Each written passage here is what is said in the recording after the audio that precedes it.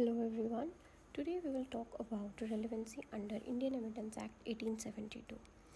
जब भी कोई एक पर्टिकुलर इवेंट हैपन होता है, एग्जाम्पल मर्डर, थेफ्ट एक्सेट्रा, तो उसके साथ बहुत सारे सराउंडिंग इवेंट्स एग्जिस्ट करते हैं और इन्हीं सराउंडिंग इवेंट्स का लॉजिकल कनेक्शन होता है मेन इवेंट के होने या न होने में। और यही सराउंडिंग इवेंट्स ही लॉजिकली रेलिवेंट फैक्ट्स होते हैं, क्योंकि इनका एक लॉजिकल कनेक्शन है मेन फैक्ट के साथ। रेलेवेंसी एक सिचुएशन है जहाँ पर सारे लॉजिकली रेलिवेंट फैक्ट्स मिलकर एक कंक्लूजन सजेस्ट करेंगे कि कोई रेलिवेंट फैक्ट या फैक्ट इन इशू हुआ है या नहीं।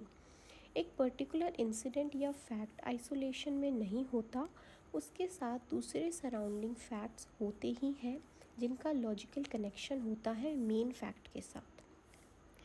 इसी कनेक्शन को लॉजिकल रेलेवेंसी कहते हैं। लेकिन Indian evidence act logical relevancy को डिफ़ाइन नहीं करता, बल्कि उसका मेन कंसर्न लीगल रेलेवेंसी के साथ है। और इंडियन एविडेंस एक्ट के पर्पस के लिए लीगल रेलेवेंसी वो फैक्ट है जो फैक्ट इन इशू और रेलिवेंट फैक्ट के साथ कनेक्टेड है in one of the manners provided under section 6255 of Indian evidence act. Rule behind legal relevancy is logical relevancy.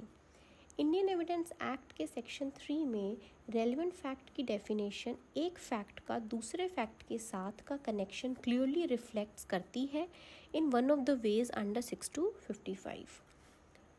Logical relevancy and legal relevancy के बीच में complete disconnection नहीं हो सकता। हर वो फैक्ट जो लीगली रेलिवेंट है इंडियन एविडेंस एक्ट के अंदर, वो लॉजिकली रेलिवेंट भी होना चाहिए। Logical relevancy is the essence behind legal relevancy.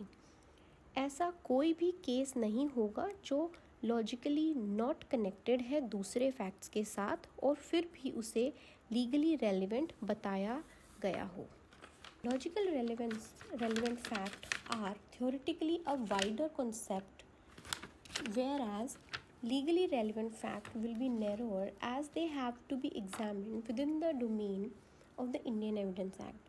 Theoretically ये बोला जा सकता है कि हर legally relevant fact logical relevant fact होता है, लेकिन हर logically relevant fact legally relevant fact नहीं होता। लेकिन प्रैक्टिकली ये सही नहीं होगा, as the provision of the Indian Evidence Act on relevancy are wide enough to include all facts which are found to be logically relevant fact in the particular case. अगर कोई case directly किसी section के अंदर नहीं fall होता, तब वो section 11 के अंदर फॉल होगा, क्योंकि वो इंडियन एविडेंस एक्ट का रेसिड्यूरी प्रोविजन वाला सेक्शन है। रेलेवेंसी का कॉन्सेप्ट एक सब्जेक्टिव कॉन्सेप्ट है, उसे आइसोलेशन में नहीं एग्जामिन कर सकते, बल्कि उसे दूसरे फैक्ट्स के कनेक्शन में एग्जामिन किया जाएगा।